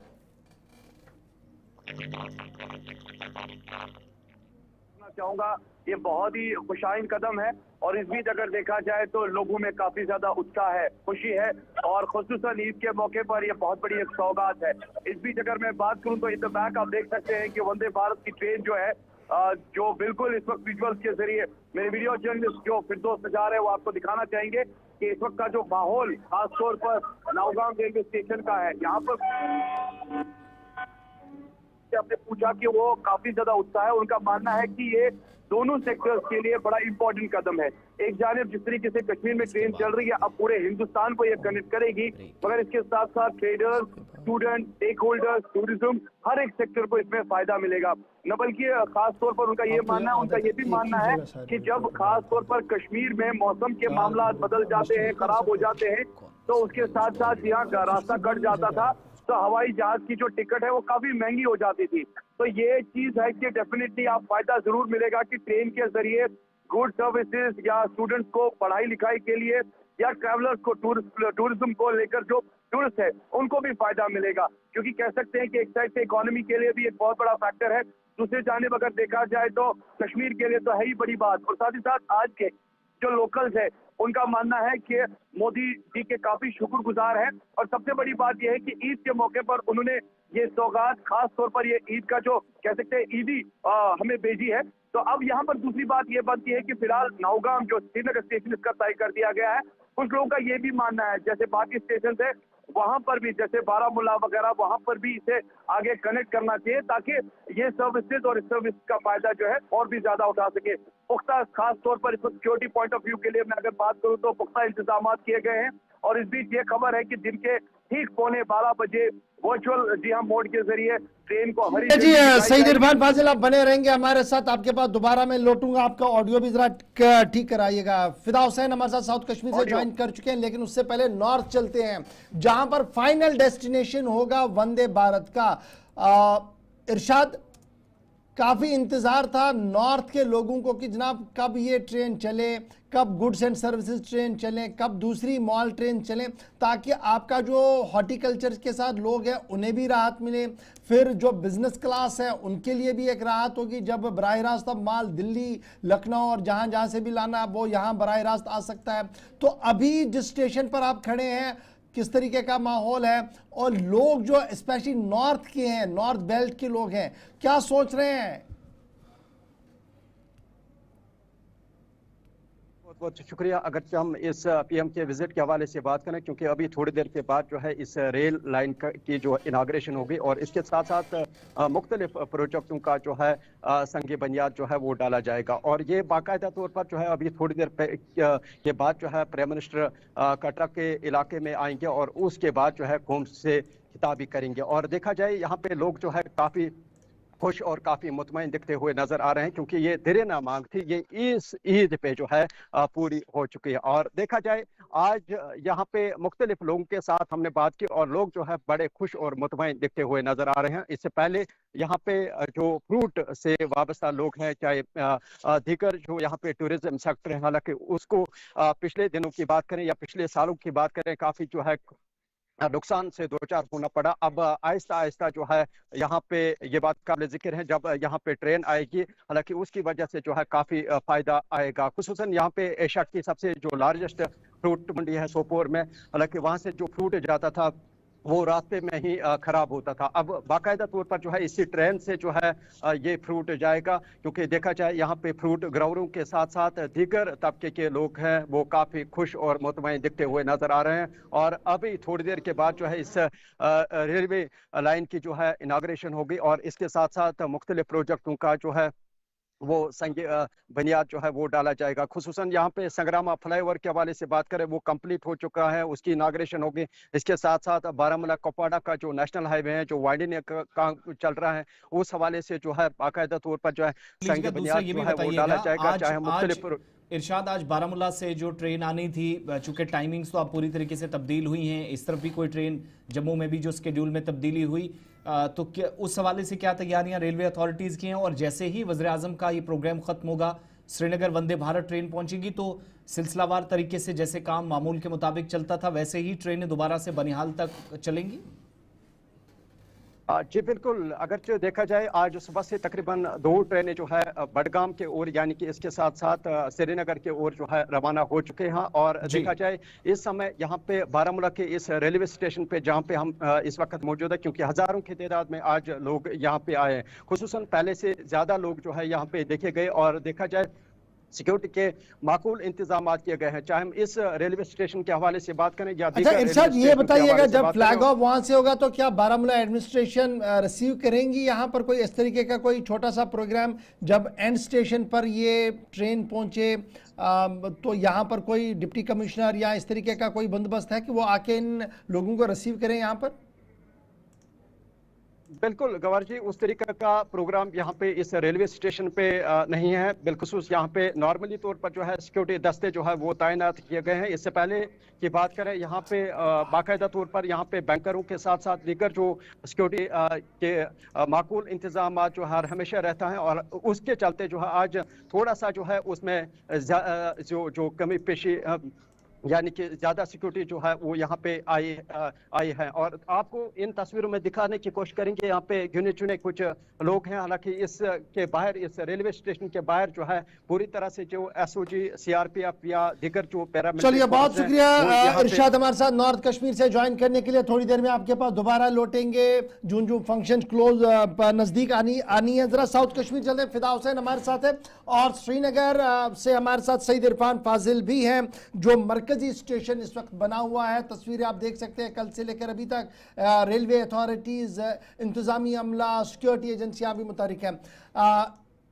फिदा हुसैन, साउथ कश्मीर के लिए एक बड़ी सौगात है ही ये, और अगरचे अभी बराह रास्त कोई स्पॉट ऐसा नहीं है जहां पर ये रोकेगी या कोई ऐसा बंदोबस्त नहीं है कि साउथ कश्मीर में कहीं पर ये रुकेगी गाड़ी, लेकिन श्रीनगर स्टेशन रुक रही है। एंटायर साउथ के लिए किस तरीके का माहौल है, क्या कुछ वो सोच रहे हैं? और ये जो डिमांड आ रही है कि जनाब जो अनंतनाग का मेन रेलवे स्टेशन है वहां पर तकरीबन 3 से 5 मिनट के लिए इसको रोका जाए ट्रेन को, ताकि एंटायर साउथ के लोगों को भी एक राहत मिल सके यहाँ पर। जिसका हम सबको था इंतजार, वो घड़ी आज आ गई है और जम्मू कश्मीर के लोग आज काफी ज्यादा खुश है, खास तौर पे जनूबी कश्मीर के लोग इसलिए क्योंकि हालांकि जनूबी कश्मीर पर किसी भी स्टेशन पे अभी वंदे भारत नहीं रुकेगी, ये अभी रेलवे हुकाम का कहना है, लेकिन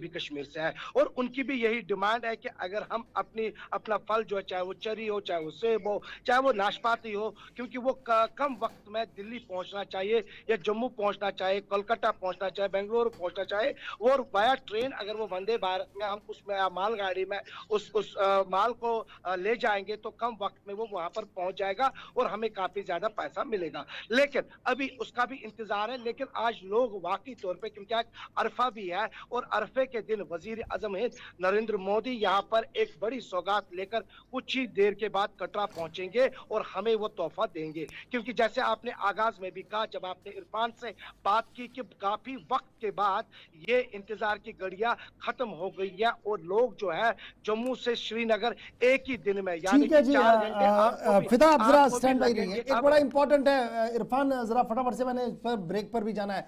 एक इंपॉर्टेंट ये है कि पहले ट्रेन कटरा से श्रीनगर आएगी और उसके बाद जो ट्रेन आपके पीछे जो फूलों से सजाई गई है उसको रवाना किया जाएगा, और उसके बाद जी हाँ, इसको रवाना किया जाएगा। जो इन द बैक आप देख रहे होगे, जिसके साथ अभी मैंने कैम से, जो रेलवे के जो कैम है, चीफ एरिया मैनेजर, उनसे मैंने बात की है और उनसे मैंने पूछा कि आखिरकार what will be the right time for the train to move. उन्होंने कहा कि एग्जैक्टली जो है 11:45 पे यहाँ से ट्रेन जो है वो मूव करेगी, जिसमें खासतौर पर आज रेलवे के जितने भी खासतौर पर जो एम्प्लॉयज है वो रहेंगे और इस बीच वीआईपी जो यहाँ पर आज मौजूद रहेंगे, चाहे वो पुलिस के सरबराह हो या डिविजनल कमिश्नर हो या इस बीच जो भी मंत्री हो, वो ही इस ट्रेन में आज सफर करेंगे और इशारा मिल रहा है। और इशारे के साथ साथ मैं एक बात जरूर बोलना चाहूंगा गौर साहब कि एक खुशाइन कदम है, हर किसी के चेहरे पर इस वक्त मुस्कुराहट है और उनका मानना है कि आखिरकार मोदी जी की सौगात, मोदी जी का तोहफा ईद पर काबिल तारीफ है। चलिए, बहुत शुक्रिया जी आप सभी मेहमान रिपोर्टर्स का हमारे साथ फिलहाल ज्वाइन करने के लिए। ईद की तकरीब सईद से कबल, सिर्फ चंद घंटे कबल, जम्मू कश्मीर को लोगों को एक ईद की सौगात मिली है। 127 साल ख्वाब को शर्मंदा ताबीर वज़ीर आज़म नरेंद्र मोदी साहब ने किया है और ये ख्वाब का ताबीर जो है ये आने वाले दिनों में एक मुस्तकिल अमल होगा और इससे माइशत हमारी मुस्तकम होगी, सयाहत को एक बड़ा फ़ायदा मिलेगा और स्पेशली आम लोग जो सफ़र करते हैं श्रीनगर जम्मू के दरमियान, नॉर्थ से साउथ और साउथ से जम्मू तक आते हैं, उनके लिए भी एक बहुत बड़ी राहत तय है जो तकरीबन 12 बजे आज अवाम के नाम वक्फ किया जाएगा। छोटा सा ब्रेक होगा जी, यहाँ पर ब्रेक के उस पार आएंगे तो आपको बताएंगे कि जम्मू कश्मीर की सियासत में एक उबाल आने वाला है। ये उबाल कहाँ से आ सकता है उस पर गुफ्तगू करेंगे और फिर बताएंगे आपको कि सब सोना खतरे में पड़ चुका है। डिटेल छोटे से ब्रेक के फौरन बाद।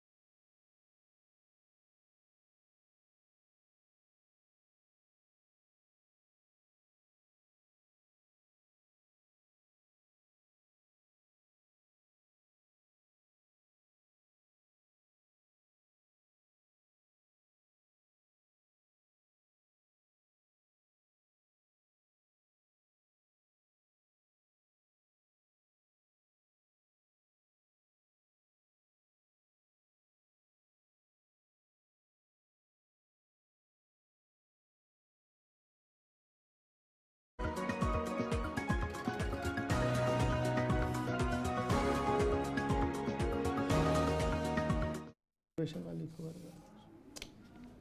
ब्रेक के बाद इस्तकबाल आप सबका। प्रोग्राम आप सलाम जेके देख रहे हैं जम्मू के स्टूडियो से बराह रास्त। बात जम्मू कश्मीर के अंदर होने वाली तकरीबात की, वज़ीर आज़म के दौरे के हवाले से हो रही थी, लेकिन बात अब ज़रा रिजर्वेशन के हवाले से भी कर लेते हैं। आप सब जानते हैं मौजूदा पॉलिसी पर मरकज़ी हुकूमत जो पहले से अपना काम कर चुकी है रिजर्वेशन के हवाले से, लेकिन जम्मू कश्मीर में जब अवामी मुंतखब हुकूमत बनी और बनने से पहले वादे किए गए कि ओपन कैटेगरी वालों के साथ भी नाइंसाफ़ी ना हो, इस बात को यकीनी बनाया जाए और चीज़ों को बैलेंस किया जाए। इन सब के दरमियान कई लीडरान बशमूल आगा सैयद रुहुल्लाह मेहदी, वहीद पर्रा, ये तमाम वो लोग थे ओपन मेरिट वालों के साथ खड़े हुए हुकूमत मुखालिफ एहतजाजी मुजाहरे का हिस्सा बने। रिजर्वेशन पॉलिसी पर आप सब जानते हैं हुकूमत को रिपोर्ट किसी भी वक्त जा सकती है, जो कमेटी बनाई गई थी रिजर्वेशन के हवाले से और सीनियर वज़रा को जिम्मेदारी दी गई है। लेकिन अगले कुछ दिनों के दौरान ये उम्मीद की जा रही है जब रिपोर्ट सामने आए, उससे पहले फिर से बयानात का एक सिलसिला शुरू हुआ है और आगा सैयद रुहुल्लाह मेहदी और नेशनल कॉन्फ्रेंस के लीडरान इशफाक आमने सामने इस मामले पर खड़े हैं। बड़ी खबर यह है कि रिजर्वेशन के मामले पर आगा सैयद रुहुल्लाह मेहदी ने एक बार फिर बयान दिया है और यह साफ कर दिया है कि वो उन नौजवानों के साथ है जिनके हुकूक को तलब किया जा रहा है। और ज़राया के मुताबिक जो सरकार की तरफ से कमेटी तश्कील दे दी गई है उसकी मियाद 10 जून सन 2025 को इख्तिताम हो रही है, यानी 10 जून सन 2025 तक ही उन्हें अपनी रिपोर्ट सौंपनी होगी। और अगर हुकूमती इदारे यानी हुकूमत की वो हाई पावर कमेटी जो 10 जून 2025 तक अपनी रिपोर्ट नहीं पेश करेगी, उसके बाद अवामी एजिटेशन का आगाज़ हो सकता है, ये ज़राया हमें बता रहे हैं। काबीना सब कमेटी जिसे दिसंबर 10 2024 को तहरीर किया बनाया गया था, तश्कील दे दिया गया था और ये साफ कर दिया गया था कि जो मौजूदा रिजर्वेशन रूल है और जो एतराज़ात नौजवानों के हैं उनको देखा जाए और एक रिपोर्ट हुकूमत को सौंपी जाए जिसके पेश नज़र में काम किया जाए। उसके बाद वज़ीर आला साहब का अपना एक बयान भी आया, लेकिन अब ये मुद्दत 10 जून 2025 को ख़त्म हो रही है और अगर डिले हुआ जी रिजर्वेशन रिपोर्ट के अंदर तो ये धोखा होगा नौजवानों के साथ। ये मेंबरान असेंबलीज भी मान रहे हैं नेशनल कॉन्फ्रेंस के अंदर और आगा रुहुल्लाह ने भी गुज़श्ता दिनों अपने बयान में इस बात को दोहराया था। रिजर्वेशन पॉलिसी के लेकर हुकूमत पर एक बड़ा दबाव भी है, किस तरीके से इसको एड्रेस किया जाए, क्या किया जाए, एक बड़ा सवाल है। रुहुल्लाह का मानना है कि जिस तरीके से रिजर्वेशन का कानून का इतलाक किया गया है लेफ्टिनेंट गवर्नर इंतजामिया की तरफ से और ये शब खून है जी बहुत सारे मामलात पर, बहुत सारे नौजवानों के ऊपर और यही वजह है कि वो नौजवानों के मसाइल को उबारते रहेंगे और उन्हें उम्मीद है कि काबीना कमेटी इंसाफ से काम लेगी। लेकिन हमारे ज़रा ये बता रहे हैं कि सबकी नज़रें 10 जून 2025 पर है, जहाँ पर इस काबीना कमेटी की मियाद ख़त्म हो रही है और अगर 10 जून तक रिपोर्ट सामने नहीं आई या 10 जून को रिपोर्ट वज़ीर आला को नहीं सौंपी गई और उसमें मस्बत नताइज सामने नहीं आए तो उसके फौरन बाद एक बार फिर नौजवान सड़क पर नजर आ सकते हैं। और जब नौजवान सड़क पर आएंगे तो अब की बार सिर्फ आगा सैयद रुहुल्लाह मेहदी आपको नजर नहीं आएंगे उनके साथ, बल्कि नेशनल कॉन्फ्रेंस के आधे दर्जन से ज्यादा मेंबरान असेंबली भी उनके हमरा आपको नजर आएंगे। हिज़्ब इख्तिलाफ पीपल्स डेमोक्रेटिक पार्टी उनके साथ आपको नजर आएंगी। कांग्रेस से भी इतलात खबर ये है कि वहां पर भी डेफर ऑफ ओपिनियन है और बहुत सारे नौजवान जो मेंबरान असेंबली है वो भी इस हक में है कि इस पूरे कानून में नजरसानी होनी चाहिए और एक लार्ज चंक जो ओपन मेरिट का है जिन पर शबखून हो रहा है ये शबखून नहीं होना चाहिए। यही वजह है कि दबाव उमर अब्दुल्ला वाली हुकूमत पर बनता हुआ नजर आ रहा है। देखना होगा कि काबीना सब कमेटी जो बनाई गई है 10 दिसंबर सन 2024 को और जिन्हें अपनी रिपोर्ट 10 जुलाई को सबमिट करनी 10 जून को सबमिट करनी है, वो अपनी रिपोर्ट के अंदर क्या कुछ अगर मस्बत होगा तो ऑल इज वेल होगा, मस्बत नहीं होगा तो आप देखिएगा कि जून के बाद एक नया आगाज, एक नई जदोजहद सड़कों पर नजर आएंगी और वो मुलाजमत की नहीं होगी, वो नौजवानों की होगी जो अपनी लड़ाई खुद फिर सड़क पर भी लड़ सकते हैं। इस तरीके की इतलात और खबरें पॉलिटिकल सर्कल से सामने आ रही हैं। चलिए आगे बढ़ते हैं। इमरान नायकू भी हमारे साथ ज्वाइन करेंगे और आखिर में खबर ज़रा जंगलात के हवाले से। मुख्तलिफ हिस्सों के अंदर आप सब जानते हैं माहौलियात को तहफ़्फ़ुज़ देने की बात होती है और उनमें एक फैक्टर ये भी होता है कि आतिशज़दगी के वाक़यात से ख़ित्ते के अंदर जंगलात को कैसे बचाया जाए। इसी प्रोग्राम में मुतअद्दिद रिपोर्ट्स या आदाद शुमार आपके सामने हमने रखे कि हर साल जम्मू कश्मीर में आग से कितने नुकसानात होते हैं, जंगलात तबाह होते हैं और साल 2024-25 में ही आप देखेंगे तो 20% से ज्यादा ऐसे वाकयात रुनमा हुए जहां पर खित्ते के जंगलात या सब सोने को शदीद किस्म का नुकसान दोनों जगहों पर पहुंचा, और हाई रिस्क जोन में होने के बावजूद भी इस पर मुतलकीन की गैर संजीदगी इस बात की तरफ इशारा करती है कि सब कुछ ठीक अभी भी नहीं है। और एक ताज़ा स्टडी या तहकीक और रिपोर्ट के मुताबिक मौजूदा वक्त में भी 1747 मुरब्बा किलोमीटर का जो इलाका है जहां पर जंगलात हैं, इन वसी जंगलात को high risk forest fire zone में शामिल किया गया है। 1747 मुरब्बा किलोमीटर को high risk forest fire zone करार दिया गया है। और MOEF की स्टडी के मुताबिक जम्मू कश्मीर के अंदर आग लगने के खतरात बरकरार हैं।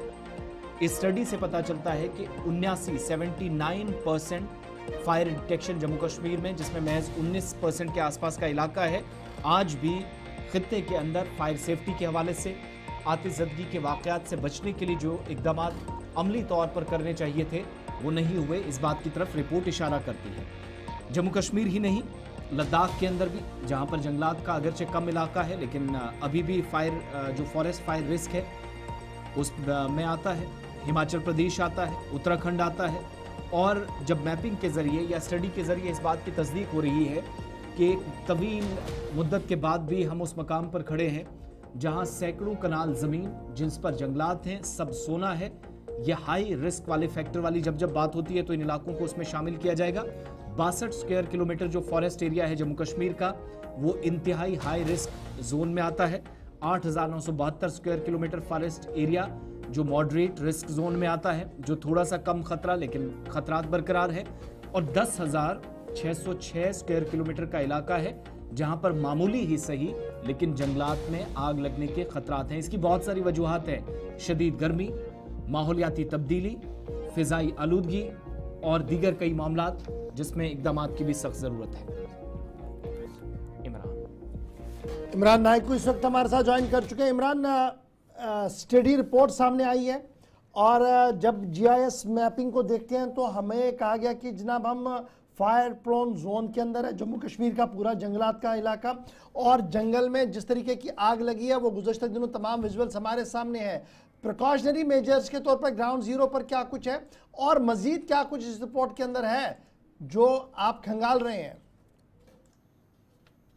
देखिए, पहली बात यह है कि कल हमने यहाँ पूरी दुनिया में और पर्टिकुलरली मैं कश्मीर वैली की बात करूंगा कि वर्ल्ड एनवायरनमेंट डे मनाया गया और इस हवाले से हमने देखा कि मुख्तलिफ जगहों पर एनवायरनमेंट प्रोटेक्शन की अवेयरनेस कैंपेनिंग की गई। और कश्मीर में मुझे बड़ा अजीब कुछ चीज़ें लगी जहाँ मैंने सरकारी ऑफिशियल्स, रिटायर्ड ऑफिशियल्स, कुछ NGOs, कुछ सोशल एक्टिविस्ट्स, मुख्तलिफ लोग जो है वो मैंने प्लांटेशन ड्राइव चलाते देखे और वहाँ मीडिया थी, फोटो शूट हो रही थी। लेकिन जब हम ऑन ग्राउंड देखते हैं, जब हम रियलिटी देखते हैं, जो ऑफिशियल्स इस कैंपेनिंग का हिस्सा थे, जो ऑफिशियल, जो MLAs, जो लोग बड़ा चढ़ा के फोटो शूट्स कर रहे थे, शाम को ट्विटर पे उन्होंने चढ़ा और मकसद ये था कि हम आवाम तक एक बेदारी मुहिम पहुंचाए कि हम अपने माहौल को कैसे साफ रख सकते हैं, हम अपनी वाटर बॉडीज को कैसे बचाएं, हम अपने क्लाइमेट, अपने एनवायरनमेंट को किस तरह से महफूज रखें जिस डिजास्टर की तरफ हम जा रहे हैं। लेकिन अनफॉर्चुनेट पार्ट ये है हमारे सिस्टम का कि हमारी वाटर बॉडीज खत्म हो रही है और हमारा 62 स्क्वायर किलोमीटर जो रिपोर्ट अभी आसिफ साहब ने बताई, जो ministry of environment ecology government of India हमें बता रही है कि जम्मू कश्मीर का 62 स्क्वायर किलोमीटर जो जंगलात है वो वेरी हाई रिस्क जोन है। यानी वो इलाका वेरी हाई रिस्क जोन का मतलब वो जंगलात का इलाका जहाँ पे आग लगने के बिल्कुल 100% जो है चांसेस हैं। और उसके लिए मुख्तलिफ जो है रीजंस हैं, जैसे उसमें सबसे पहला रीजन यह है कि हम लोग उसके जिम्मेदार हैं कि हम अपना एनवायरनमेंट, अपना जो क्लाइमेट है उसको तब्दील करने में हमारा बहुत बड़ा हाथ है। कहना यह है कि वाटर बॉडीज खत्म हो रही है, हम एनवायरनमेंट को तब्दील कर रहे हैं, हम बेतहाशा जंगलात का कटाव हो रहा है, इलीगल माइनिंग हो रही है, इलीगल लैंड एक्सट्रैक्शन हो रही है, इलीगल सैंड एक्सट्रैक्शन हो रही है, दरियाओं से, नदी नालों से जो बेतहाशा माइनिंग इलीगल हो रही है। और साथ साथ हम देख रहे हैं कि उन स्पॉट्स पर इस वक्त डेवलपमेंटल प्रोजेक्ट्स बन रहे हैं जो एनवायरनमेंट प्रो जोन थे, लेकिन वही ऑफिशियल्स अब जो है फोटो शूट्स कर रहे हैं और आज के दिन के मौके पर, वर्ल्ड एनवायरनमेंट डे के दिन के पर लोगों को अवेयर कर रहे हैं। जहां तक इस फायर का ताल्लुक है, जो रिपोर्ट सामने आई है गवर्नमेंट ऑफ इंडिया की तरफ से, जिसमें यह बताया गया है कि जम्मू कश्मीर का तकरीबन 62 स्क्वायर किलोमीटर जो जंगलात है वो वेरी हाई रिस्क जोन है। इसी तरह से रिपोर्ट में यह बताया गया है कि 79.01% फायर डिटेक्शंस ओकर इन 19.70% ऑफ डिजिटाइज्ड जो बाउंड्री एरियाज है जम्मू कश्मीर के। और इस रिपोर्ट के मुताबिक नो रिस्क एरियाज जो है वो है 33,237 स्क्वायर किलोमीटर जो क्लासिफाई किया गया है। 8,972 स्क्वायर किलोमीटर हमारा वो जंगलात है जो मॉडरेट एंड लो रिस्क है, और हाई रिस्क जोन जो है वो 1,747 स्क्वायर किलोमीटर है, और 62 square kilometre falls under the very high risk zone. बहरकैफ सरकारी सतह पर कोशिशें की जा रही है, मिटिगेट वो मेजर्स लिए जा रहे हैं ताकि हम जंगलात को बचाएं, क्योंकि इसमें नेचर का भी हम समझते हैं कि जिस तरह से फ्लड्स होते हैं जो या फिर क्लाइमेट चेंज हो रहा है, या जो खुद ही जो आग नमूदार होती है जंगलों के अंदर, लेकिन उसमें भी हमें ये देखना है कि वो आग क्यों नमूदार होती है, क्लाइमेट अच्छा, इसमें इमरान एक चीज तो है, असबाब इल्लत तो है, लेकिन इनसे तदारुक कैसे है, निपटा कैसे जाए, उस पर जो हमारे पास इक्विपमेंट्स, गैजेट, मैन पावर होना चाहिए, तो उसमें तो कमी है, और रिपोर्ट्स भी लगातार हर साल हमारे सामने आती है। तो क्या मैं ये मानूं कि पॉलिसी, प्लानिंग और इम्प्लीमेंटेशन, ये तीन जाविये जो हैं यहाँ पर फोकस करने की अब जरूरत, तब जाकर ये सब सोना लुटने से, जलने से बच सकता है? जब हमने होश संभाला तो हमने जंगलात के बारे में ये सुना है, स्कूल्स में भी, कॉलेजेस में भी, यूनिवर्सिटी में भी हम ये सुनते आए हैं कि जंगलात सबज सोना है, ये हमारा ग्रीन गोल्ड है। लेकिन मुझे लगता है कि सदियां भी गुजर जाएंगी, कयामत तक के हम सुनते आएंगे, ये लिखते जाएंगे, लोग कहते जाएंगे, एडमिनिस्ट्रेशन ये बताते रहेगी कि ये सबज सोना जंगलात है, इसका बचाव है, इसको ना काटे। लेकिन जब हम हालात देखते हैं, आप गुलमर्ग जाइए, आप पहलगाम जाइए, सोनमर्ग जाइए, आप निशात शालीमार के ऊंची पहाड़ियों पर जाइए, आप गांव देहात की तरफ जाइए, श्रीनगर शहर की जो इससे पहले 10 साल पहले जो खूबसूरत ग्रीनरी श्रीनगर शहर में थी, आज आपको वो नजर आ रही है। तो इसका जिम्मेदार कौन है, इसका रिस्पॉन्सिबल कौन है? सो बात वहीं पे फिर आ जाती है, पॉलिसी मेकर्स, हमारी पॉलिसी क्या है, हमारे मिटिगेशन मेजर्स क्या है, गवर्नमेंट का एक्शन क्या है, गवर्नमेंट की पॉलिसीज क्या है, और वो पॉलिसी मेकर्स कौन है। सो ये सारी ऐसी चीजें जो हमेशा सवालात रहते हैं। लेकिन अब चूंकि हम डिजास्टर की तरफ जा रहे हैं, जो 2 रोज कबल Indian disaster of Indian meteorological department की जो रिपोर्ट सामने आई है, जिसमें यह कहा गया कि जम्मू कश्मीर में 2025 में 12 एक्सट्रीम वेदर इवेंट्स जो है वो विटनेस हुए हैं।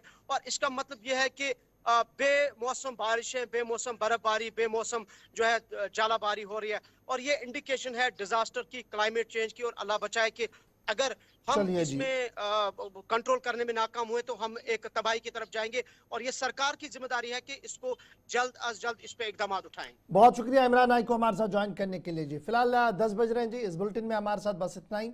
आप गुलिस्तान न्यूज़ पर बने रहेंगे, छोटा सा वक्फा होगा, वक्फे के उस पार भी खबरनामा जारी रहेगा, और आपको वज़ीर आज़म साहब के दौरे जम्मू कश्मीर के हवाले से पल पल का अपडेट करेंगे हम टीवी पर भी, और हमारी राब्ता साइट फेसबुक, यूट्यूब और ट्विटर पर ज़रूर ज्वाइन कीजिएगा। अल्लाह हमिया नासिर।